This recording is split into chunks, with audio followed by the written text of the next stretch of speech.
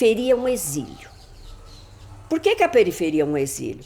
Não só porque ela não tem os museus, não tem os shoppings, muitas vezes que a moçada quer fazer rolezinho, porque ela não tem as universidades, porque ela não tem o que o Henri Lefebvre chama de festa, é a festa. Você está andando na rua, aí você encontra um amigo, você vai tomar um cafezinho. A Vila Madalena é assim.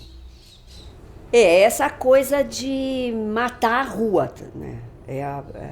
Engraçado que tem uma filósofa, Jane Jacobs, que escreveu a morte e vida das grandes cidades na década de 60, se eu não me engano, início dos anos 60, que ela critica o urbanismo modernista, né, que divide as funções, né, num lugar você mora, no outro você trabalha, no outro você passeia, né, são que nem uma biblioteca, né, algum aluno me lembrou uma vez, né, e ela fala que a rua, na verdade, o que é a cidade segura? É aquela em que você tem o uso misto. Ela fala nos olhos da rua. Ela fala que se você mora num lugar de uso misto, você mora num apartamento e tem uma padaria embaixo, você pode deixar a chave da sua filha com o dono da padaria, ou o empregado que você conhece, que te vê todo dia, ou com o boteco que você frequenta e que você conhece as pessoas.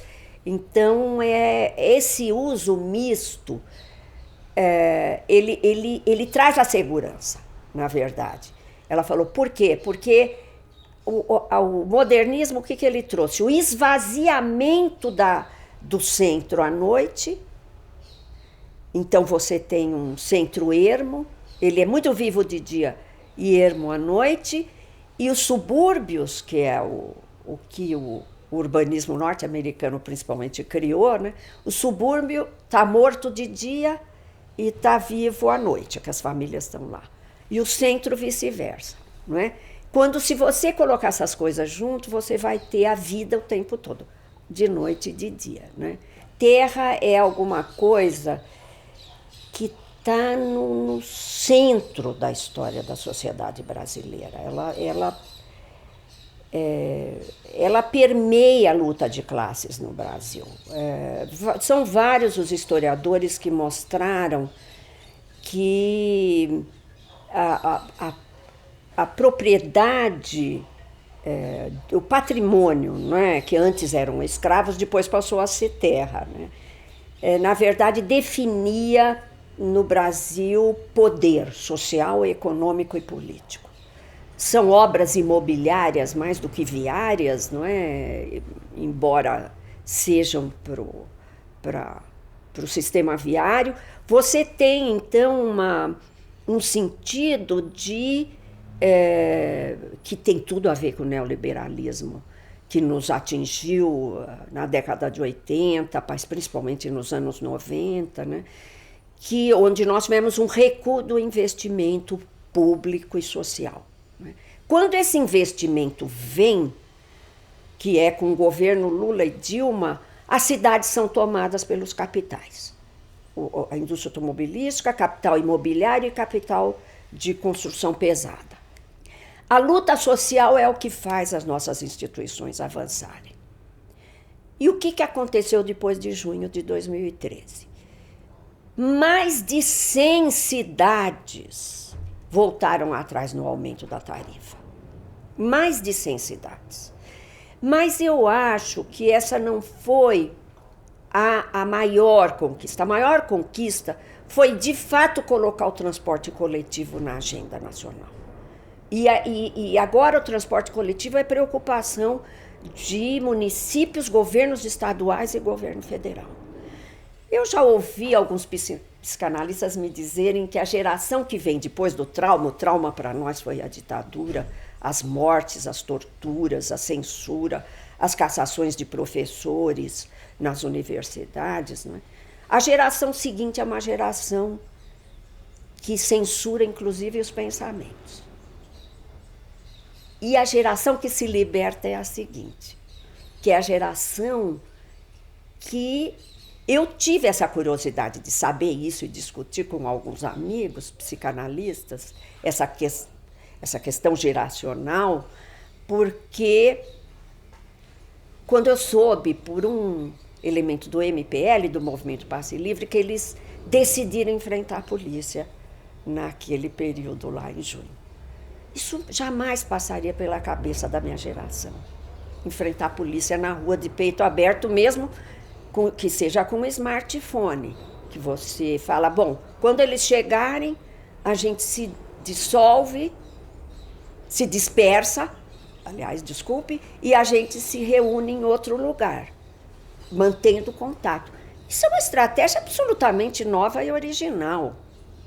Quer dizer, ali foi criado alguma coisa nova, não é? E como é que se cria a coisa? Por que você não está copiando, que é um pouco a nossa história de dependência, né, cultural, econômica, social, etc., por que a gente não está copiando e a gente está inventando? Não é? Por que a gente está sendo original? Porque você tem uma geração que ela começa a cobrar alguma coisa que também é uma característica na história do Brasil, que é uma distância entre discurso e prática. E é uma geração, parte dela, de classe média. Eu não estou dizendo que ela é toda de classe média, porque tem um movimento artístico e cultural nas periferias das metrópoles muito, muito, muito importante. Veja o que está acontecendo no Recife.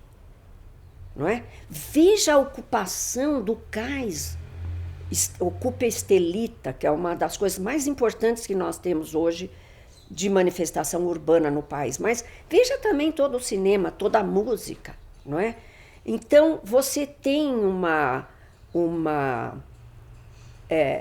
organização que ela está pulverizada, por enquanto. Então, Intervozes, Mídia Ninja,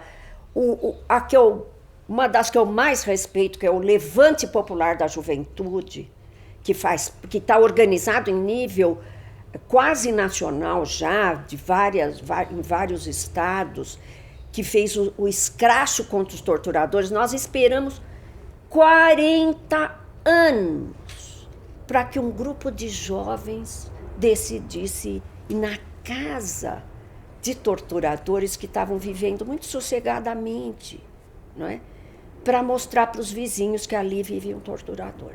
Todos os países viveram isso, mas quando o país não é do centro do capitalismo, como é o caso da África do Sul, aí aparece como tragédia, como a Copa no Brasil. Ela teve muito de tragédia urbana, por quê?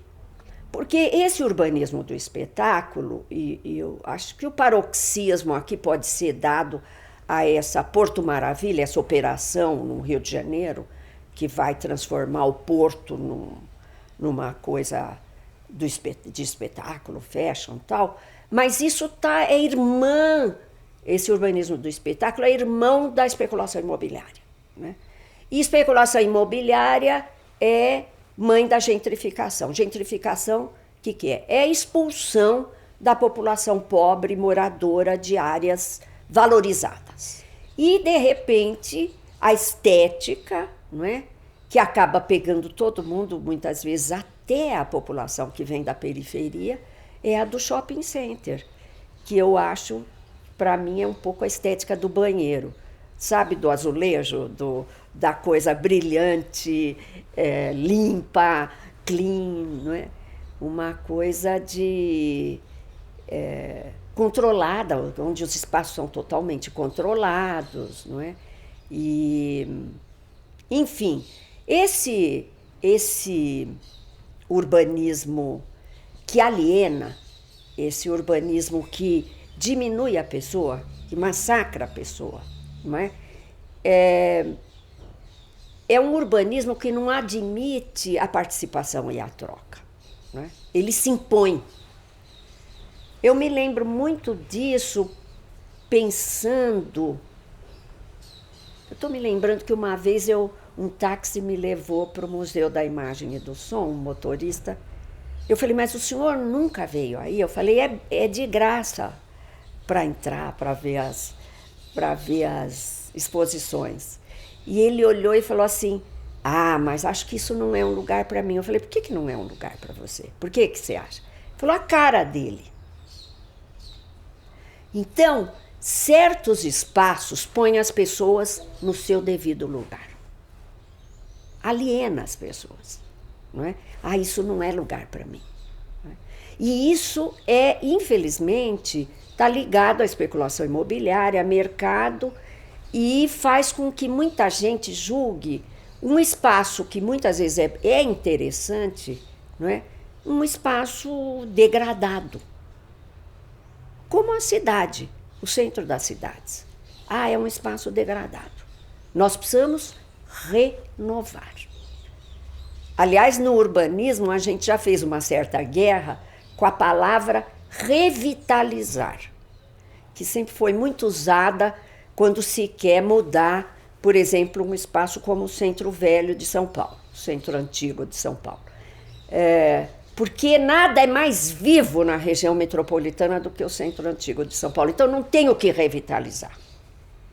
Isso aí é ideológico. É justamente um discurso para que vamos tirar esses pobres desse centro de São Paulo.